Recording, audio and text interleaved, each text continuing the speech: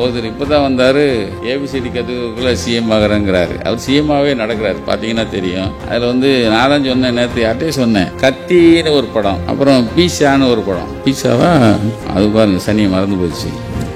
Beast. இந்த ரெண்டு படத்துலையும் பார்த்தீங்கன்னா முஸ்லீம் தீவிரவாதிகளே ஒரு வேட்டையாடுற மாதிரி படம். யார் இப்போ கொஞ்ச நாளைக்கு முன்னாடி போய் இக்தாரில் கலந்துட்டார் ஐயா, அவர் கத்திலையும் பீஸு இந்த மாதிரி இதுல எல்லாம் அவர் வந்து வேட்டையாடுற மாதிரி. அது முஸ்லீம் தீவிரவாதிகள். அது பீஸ்லாம் பார்த்தீங்கன்னா ஒரு தீவிரவாதியை ரிலீஸ் பண்ணிடுவாங்க. இவர் வந்து மேலே தனியாக அந்த ராக்கெட்டை ஏதோ ஒரு இளவு அதில் போய் அந்த உள்ளே இருந்தால் அவர் தூக்கிட்டு வருவார். இப்போ திடீர்னு போனால் இப்தார் வந்து உட்காந்து கூழ் குடிக்கிறார்.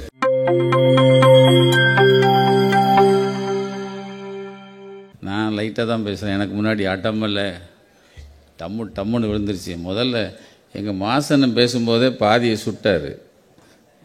வரவேற்புங்கிற பேரில் வரவேற்பை விட்டுட்டு நிறைய விசேஷம் சொல்லிட்டாங்க. அடுத்து எங்கள் பிரியன், எங்கள் மருத்துவர் காந்தராஜ் என்ன எப்படா மாட்டுவேன் நினச்சிட்டே இருந்திருக்காரு. இப்போ பேசினதுக்கும் அவருக்கு இருக்குது. இப்போ பேசினார்ல அண்ணா பேசின பிரிவினை அப்படியே இருக்குனார்ல, அங்கே வெளியே நோட் போட்டாங்க. அவர் இன்னும் 10 நிமிஷம் பேசினார்னா நமக்கு மேலே எங்கள் மாசன மேலேயும் கேஸ் வந்துடும். ஆனால் அவ்வளோ விஷயம் இருக்குங்க பாருங்கள். போகிற போக்கில் எவ்வளோ விஷயத்தை சொல்லிட்டு போயிட்டாங்க. நான் தான் ராம் சார்ட்ட சொன்னேன், பெஸ்ட்டு யூடியூபர். அது பாண்டியனை சொன்ன மாதிரி அவர் இதை கேட்கணுன்னா காதலை இதை வச்சு தான் வரிசையாக நின்னாங்க அவர் அடிக்கிறதுக்கு. எப்படா காந்தராஜனை வெளியே வர்றாரு அடிக்கணும்னு நிறைய பேர் காத்துட்டு இருந்தான். ஆனால் பார்த்தோன்னு விட்டுறாங்க. அது காரணம் அவ்வளோ விஷயக்காரங்க. எனக்கு நம்மளை போகிற போக்கில் கிட்டி விட்டு போயிட்டார். நான் வந்து நம்மளையும் ராஜீவ் கொலையில் என்னையும் தான் பிடிக்கிறதுக்கு தெரிஞ்சாங்க. எனக்காவது பரவாயில்லைங்க. என் வரவேற்புக்கு எனக்கு பாம் குரோல் நடந்தது. அப்போ வந்து பிரபாகரன் கூட இருக்கிற பேபி சுப்பிரமணியம் வந்துட்டு போனார். வந்து எனக்கு ஒரு படம் தம்பி கொடுத்துச்சின்னு சொல்லி படம் கிஃப்டாக கொடுத்துட்டு போனாங்க. அந்த ஒரு படத்துக்காகவே என்னை வந்து உள்ளே தூக்கி வைக்க போகிறாங்கன்னு சொன்னாங்க.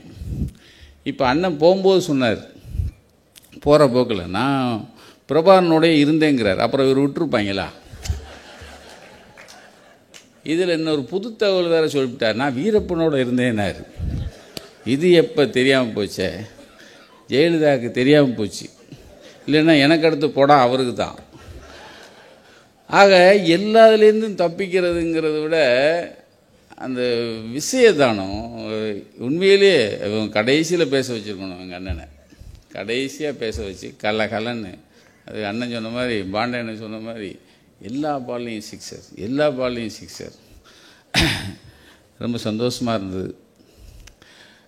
அது பாண்டியனா அவர் வந்து குருநானக் காலேஜுக்கு பேச வந்தால் எப்படி பேசுவார் அது மாதிரி பேசிட்டு போயிட்டார். ஒரு காலேஜ் ஸ்டூடெண்ட்டுக்கு என்னெல்லாம் பேசுவாங்களோ. ஆனால் அவருக்கு ஒரே சந்தேகம் என்னென்னா மாற்றாரும் போற்றும் மகத்துவ ஆட்சி. நாங்கள்லாம் என்ன, நான் கம்பெனி ஆர்டிஸ்ட்டு. நான் எங்கள் ராமனெல்லாம் நான் கம்பெனி ஆர்டிஸ்ட்டு. நீங்கள் வந்து தொழிலுக்கு புதுசு இங்கே.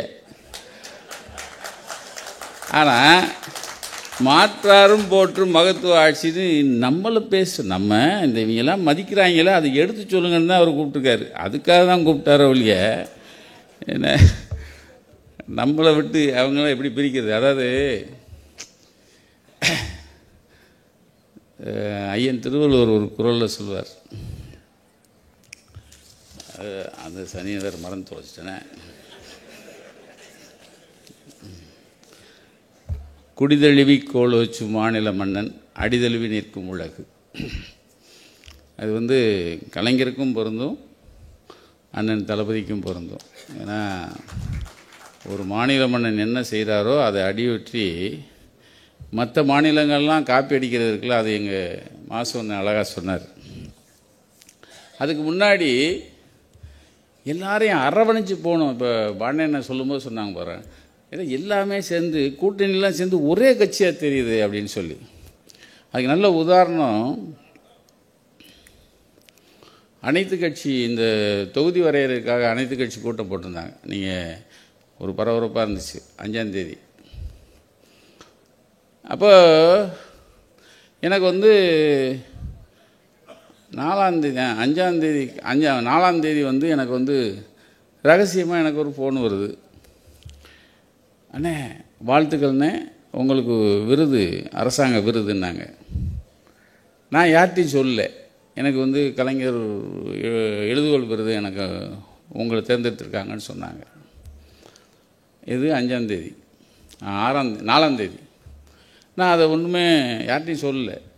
என்னை சொன்னவர் உண்மையை சொன்னாரா பொய்யை சொன்னாரா, நம்மளை ஏன் எழுதுகோள் விருது சரியான விருது, அது பெரிய விருது, நம்மளை எப்படி தேர்ந்தெடுத்தாங்க அப்படின்ட்டு நான் யார்கிட்டையும் சொல்லலை. நான் என்ன நினச்சேன், காலையில் அறிவிப்பு வரும், அறிவிப்பு இருந்தால் சொல்லிடலாம். காலைல முறை சொல்லி பார்த்தேன், அறிவிப்பு வரல. ஏதாவது செய்தி வரும், வரல அப்படியே இருந்தது. அன்னைக்கு சாயந்தரம் வைத்தியநாதன் ஃபோன் பண்ணாங்க, அது செய்தித்துறை ஐஏஎஸ். அண்ணன் கன்க்ராச்சுலேஷன் உங்களுக்கு விருதுனார். ஏங்க இது என்னங்க சத்தம் இல்லாமல் கொடுக்குறாங்க, நீங்கள் என்னங்க அறிவிப்பே கொடுக்கல, நாளை காலையில் இருந்துக்கிட்டு இப்போ நீ சத்தம் இல்லாமல் சொல்கிறீங்க அப்படின்னேன். இல்லைண்ணே வரும்ண்ணே அப்படின்னார்.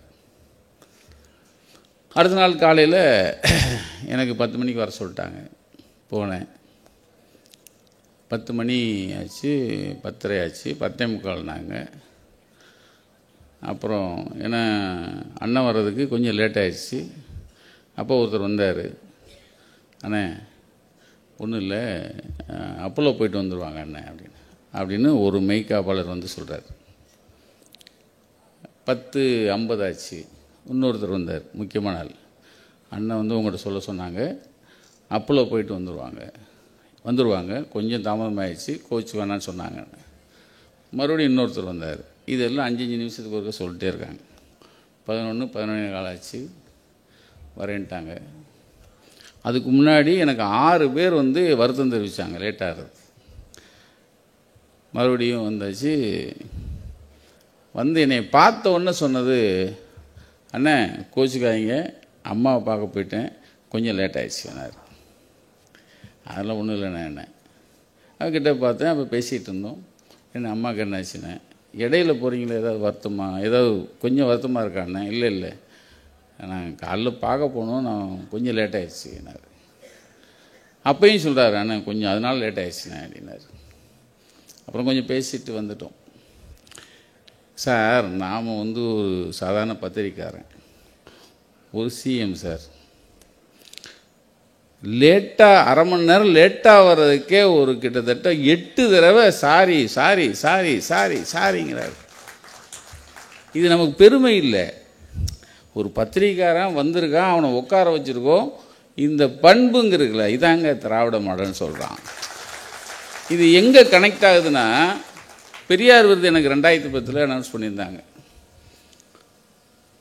அப்போது வள்ளூர் கோட்டம் பேராசிரியர் வந்துட்டார், எல்லோரும் வந்தாச்சு. அண்ணன் வர்றதுக்கு 15 நிமிஷம் லேட் ஆகிடுச்சு. நானும் உட்கார்ந்தேன். ஒரு 20 நிமிஷத்தில் வந்துட்டாங்க. வந்த உடனே பேராசிரியர்கிட்ட சொல்கிறாரு. சொன்ன உடனே நான் பக்கத்தில் இருக்கேன். யோ உமக்கு தான் வந்திருக்காரு, அவருக்கு உடம்பு சரியில்லாமல் படுத்துட்டாராம், தூங்கிட்டாராம். அண்ணன் சொல்கிறாங்க. எனக்கு நான் காதில் கேட்குற மாதிரியே, ஐயோ நான் தூங்கிட்டேன், எனக்கு வந்து எழுப்பியிருக்காங்க, நான் எந்திரிக்கவே இல்லை, கோபால் கொடுக்கணுமே, ஐயோ அதான் ஓடியாந்தேன். யோ உமக்காதான் ஓடியாந்துருக்காரு. இது அந்த அன்பை நம்ம வாங்கி வச்சுருக்கோம், அது வேறு விஷயம். இப்போ இதே பண்பு தந்தைகிட்ட இருக்குது, தனையன்ட்டே இருக்குது. அதை விட முக்கியம், ஏன் முத நாள் சொல்லலை, இது அறிவிக்கலை அப்படிங்கிறதுக்கு காரணமே, இந்த அனைத்து கட்சி கூட்டம் போட்டாங்க பாருங்க, இந்த செய்தி வந்து அதை கெடுத்துடக்கூடாது. அதாவது இந்த விருது செய்தி முத நாள் வந்து இந்த அனைத்து கட்சி கூட்டம் வந்து கூடுறத, இந்த செய்தி வந்து எந்த இடத்துலையும் அது சலசலப்பை உண்டு பண்ணிடக்கூடாது. செய்தி வந்து அது மேலோங்கி இது கீழே வந்துடக்கூடாதுங்கிறதுக்காக நீங்கள் இந்த அனைத்து கட்சி கூட்டத்தை அவ்வளவு, அதாவது எதிர்பார்ப்போடு அதை கூட்டியிருக்கார். அப்போ தான் எண்ணிக்கை வந்து உட்கார்ந்தவொடனே எண்ணிக்கை எனக்கு உடனே வருது. 58 பேர் வந்தாச்சு 62 பேரில்.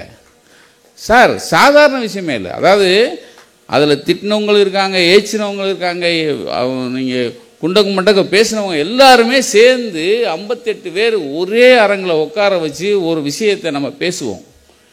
இன்னும் 1 வருஷம்தான் இருக்குது, 1 வருஷம்தான் தேர்தல் இருக்குது எங்கள் அண்ணன் சொன்ன மாதிரி. ஆனால் 58 பேரையும் உட்கார வச்சு என்ன வேணும், உங்களுக்கு என்ன வேணும், இதை பற்றி என்ன சொல்கிறீங்க? அதில் முக்கியமான ஒரு விஷயம், அதில் இங்கே வந்து சொல்லிவிட்டு பின்னாடி போய் ஒருத்தர் மாற்றி சொல்லிட்டு போயிட்டார். அது வேறு விஷயம். யார்? நம்மால் தான், ஜெயக்குமார். அவர் என்ன சொல்லிட்டாரு, கூட்டம் முடிஞ்சிச்சு வெளியே வந்தோடனே வந்து ஒரு கண் துடைப்பு நாடகம் தான் சொல்லிட்டு போயிட்டார். ஆனால் அவருக்கு தெரியல, அதாவது அவங்க கட்சி சேர்ந்து அனைத்து கட்சி கூட்டம் போடுற மாதிரி நினச்சிக்கிட்டார். இது வந்து தளபதி ஆட்சி சேர்ந்து முடிவெடுத்த ஒரு அனைத்து கட்சி கூட்டம். அதில் இவங்க எடுத்த உடனே அவர் பேசுகிறார், யார்? ஜெயக்குமார் பேசுகிறாரு, தொகுதி மறுவரையறை நடந்தால் தமிழ்நாட்டிற்கு உள்ள 7.18% பிரதிநிதித்துவம் நீடிக்க வேண்டும் என்பதும், இது குறித்து பிரதமர் எழுத்து மூலமாக உறுதியளிக்க வேண்டும், அரசியலமைப்பு சட்டத்தை அதற்கேற்றபடி திருத்த வேண்டும் என்பதும் அதிமுக தரப்பில் சொல்லப்பட்டது. அது முதல்ல வரவேற்று பேசிட்டு இதை சொல்கிறாரு யார்? ஜெயக்குமார். வெளியே போனவர் இது கண்துடைப்புன்ட்டார். ஆனால் அவர் பேசின உடனே முதல்வர் வந்து அதுக்கு பதில் சொல்கிறார். அதிமுகவின் சார்பில் நம்முடைய மாண்புமிகு ஜெயக்குமார் அவர்கள் ஒரு கருத்தை சொல்லி அதை ஏற்றுக்கணும்னு சொன்னது, அது ஏற்கப்படுகிறது.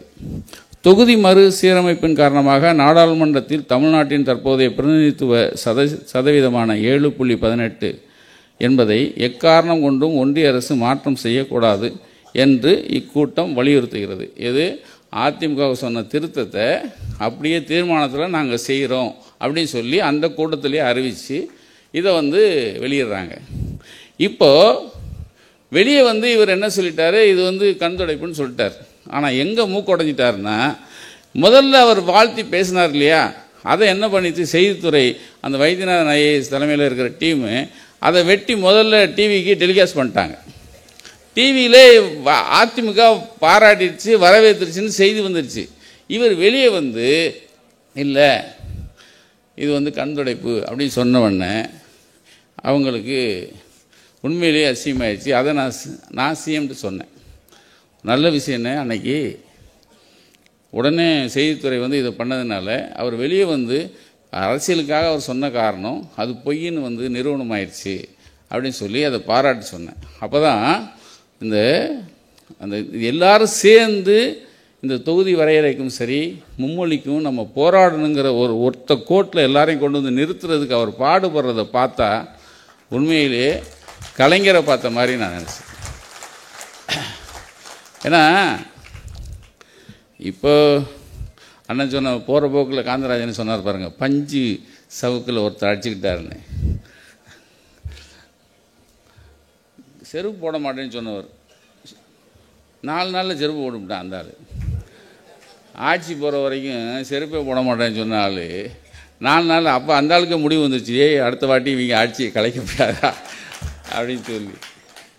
அப்போது இன்னொருத்தர் அதுவும் அண்ணன் காந்தராஜனை போகிற போக்கில் ஒருத்தர் இப்போ தான் வந்தார், ஏபிசிடி கற்றுக்குள்ளே சிஎம் ஆகிறேங்கிறாரு. அவர் சிஎம்மாகவே நடக்கிறார், பார்த்தீங்கன்னா தெரியும்.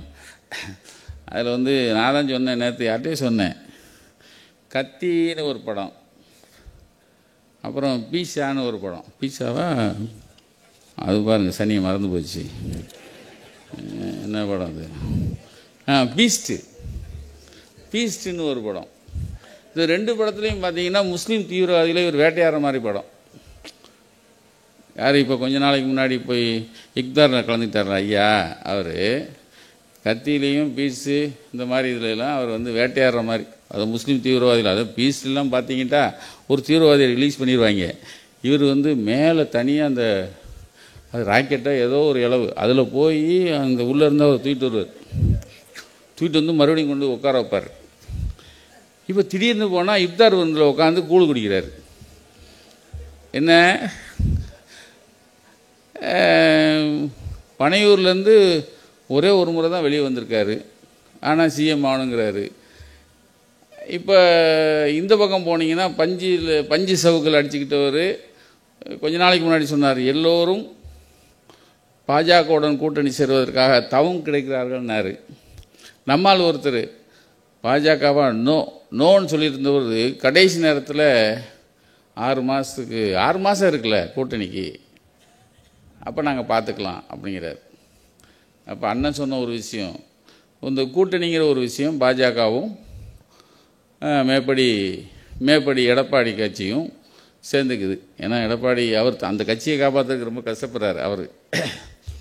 ஆனால் என்ன நான் ஒரு கணக்கு சொன்னேன்னா, இப்போ பாண்டியனை சொன்ன மாதிரி தான் ஒரு கணக்கு.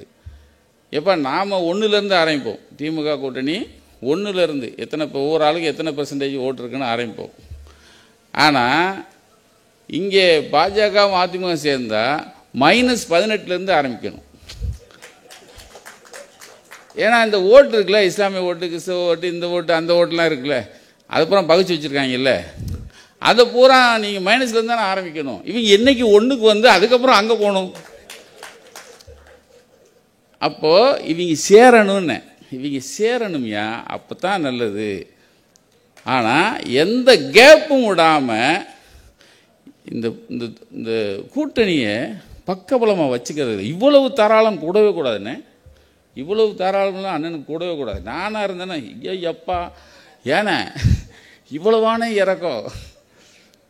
அப்போது ஒரு மனுஷன் இந்த மக்களுக்கான இந்த நல்லாட்சியை கொடுக்கணுங்கிறதுக்காக எவ்வளவு இறங்கி போகிறாருங்கிறத பார்க்கும்போது அவருக்கு வந்து எத்தனை முறைனாலும் நம்ம வந்து வாழ்த்து சொல்லிக்கிட்டே இருக்கலாம். அதாவது கலைஞர் வந்து ஒரு முறை சொல்லியிருப்பார், நல்லா சொல்லியிருப்பார், ஸ்டாலின் என்றால் உழைப்பு உழைப்பு உழைப்பு. அது மாத்திரம் இல்லை, அவர் அதோடு சேர்த்து என்ன சொல்கிறாரு, உழைப்பு என்றாலும் ஸ்டாலின், ஸ்டாலின் என்றாலும் உழைப்பு அப்படின்னு ஒரு இடத்துல முத்தாய்ப்பாக சொல்லுவார்.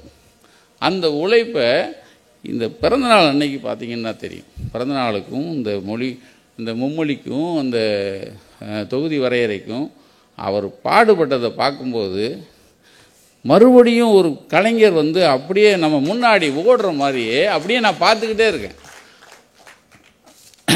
முத்தாய்ப்பா நான் சொன்னேன் இல்லைங்களா, அதாவது மாற்றாரும் போற்றும் மகத்துவ ஆட்சி. அந்த ஆட்சி எங்கேன்னா, ஒன்று முதலமைச்சரின் காலை உணவு திட்டம், எங்கள் அண்ணன் மாசண்ணன் சொன்ன மாதிரி அந்த சிறப்புகளை தெலுங்கானாவிலேருந்து அதிகாரிகள் வந்து எப்படி செய்கிறீங்கன்னு பார்த்துட்டு போய் அதை அங்கே வந்து வச்சுருக்காங்க. ஒன்று. அடுத்து இந்தியா கடந்தும் இத்திட்டம் கன்னடா அரசினால் பாராட்டப்பட்டு அங்கும் இதை கடைப்பிடிக்கிறாங்க. 2. இங்கிலாந்து நாடும் அடுத்த மாதம் தொடங்கி தொடக்க பள்ளிகளில் காலை உணவு திட்டத்தை கொண்டு வரதா இப்போ ஒரு அறிவிச்சிருக்காங்க. 3. அதே போல் முதல்வருடைய மகளிர் திட்டம் மகளிருடைய 1000 ரூபாய் வழங்கும் திட்டத்தை புதுச்சேரி, கர்நாடகா, உத்தரகாண்டு உட்பட பல மாநிலங்கள் அதை வந்து ஏற்றுக்குச்சு. அதை வந்து ஏற்றுக்கிட்டு அதை பின்பற்ற முனைந்திருக்கு. 2.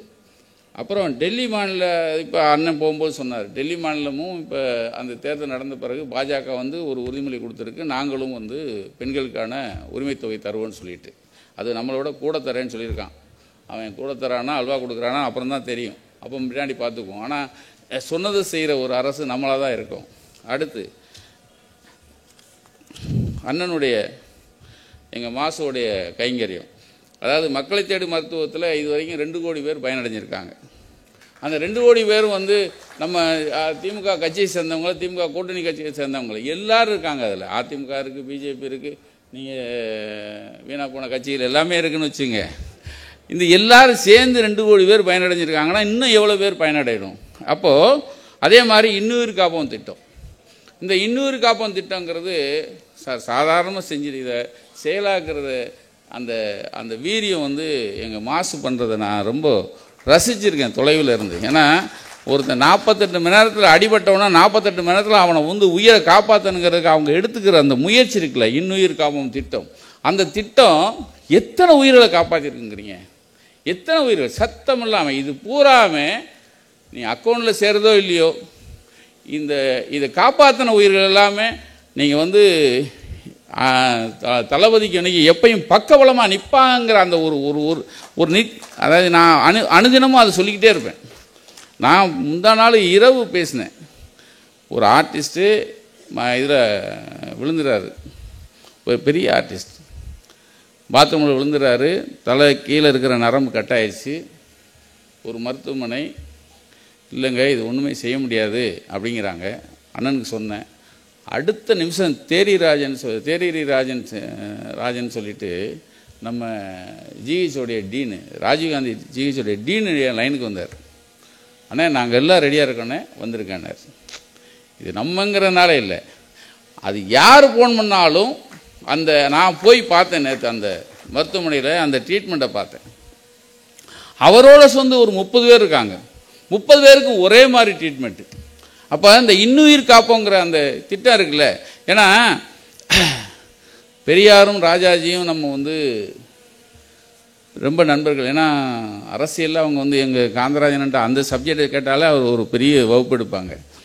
அவங்க 2 பேரும் அரசியலில் வைரி, ஆனால் நட்பில் 2 பேரும் அவ்வளவு நட்பாக இருந்தாங்க. ராஜாஜி இறக்கும்போது மருத்துவமனையில் இருக்கும்போது பெரியார் வந்து வீல் சேரில் போய் கூடையே உட்காந்து நேற்றுக்கு இன்றைக்கி நல்லா இருக்கீங்களா அப்படின்னு சொல்லி கேட்டு அது இறந்த பிறகும் கூடையே போனவர். அந்த நட்பு அப்படியே இருந்தது. அதே மாதிரி அண்ணாவும் காமராஜரும், அதே மாதிரி கலைஞரும் எம்ஜிஆர். இந்த நட்பு பாராட்டின விஷயம் அவங்களுக்கு பிறகு ஒரு 25 வருஷம், அதாவது அப்படியே ஒரு கேப் வந்துச்சு. எப்போ அம்மணி ஆட்சிக்கு வந்தாங்களோ அந்த 25 வருஷம் பார்த்திங்கன்னா ஒரு பெரிய கேப். இந்த அரசியலில் ஒரு என்னது ஒரு சகோதரத்துவம் இருக்காது, ஒரு நட்பு இருக்காது. ஒரு எதிரணியை பார்த்தா வந்து முறைச்சிட்ருக்கிற அந்த பாணி 25 வருஷமாக தொடர்ந்தது. நீங்கள் நல்லா பார்த்தீங்கன்னா எனக்கு நல்லா ஞாபகம் இருக்குது. 2000 ராஜ்குமாரை மீட்டிட்டு வரோம்.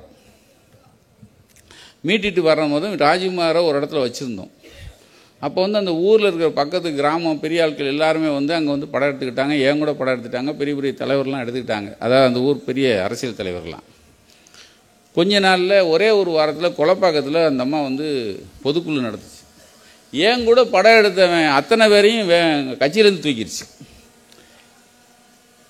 நான் ஒரு ஆளுன்னு ஏன் கூட ஒருத்தன் படம் எடுத்தான்ல அவனை பூரா கட்சியிலேருந்து எடுத்துருச்சு. அதாவது அதாவது எதிர்கட்சியில் இருக்கிறவன் யாரை பார்த்தாலும் அவன் வந்து அவ்வளோதான் முடிஞ்சுது அப்படிங்கிறது ஒரு 25 வருஷமாக இருந்துச்சு. அந்த 25 வருஷத்துக்கு பிறகு இப்போ தான் பெரியாரும் ராஜாஜியும் அண்ணாவும் காமராஜரும் கலைஞரும் எம்ஜிஆரும் இருந்த அந்த தோழமை இப்போ தான் அது வந்து எடுத்திருக்கு. எல்லாரோடையும் தோழமை கொண்டு எல்லாரையும் கூட்டு அரவணைக்கிற அந்த மாண்பு அந்த பண்பு இப்போ இருக்கிற முதலமைச்சருக்கு இப்போ தான் அரவணைச்சு கொண்டு போகிற அந்த பண்பு இருக்கிறத நான் இப்போ பார்த்து, நான் இல்லை மேடையில் இருக்கவும் சரி உங்களுக்கு எல்லாருமே பார்ப்பீங்க. ஆக அரசியல் வேறு நட்பு வேறு அப்படிங்கிற ரீதியில் இந்த ஆட்சி செய்கிற அன்பு அண்ணன் தளபதி அவர்கள் நீண்ட நெடுங்காலம் போர் என்றும் புகழுடன் வாழ எல்லோரும் சார்பாகவும் நக்கீரன் சார்பாகவும் நக்கீரன் குடும்பம் சார்பாகவும் வாழ்த்தி வாய்ப்புக்கு நன்றி கூறி விடைபெறுகிறேன். நன்றி வணக்கம்.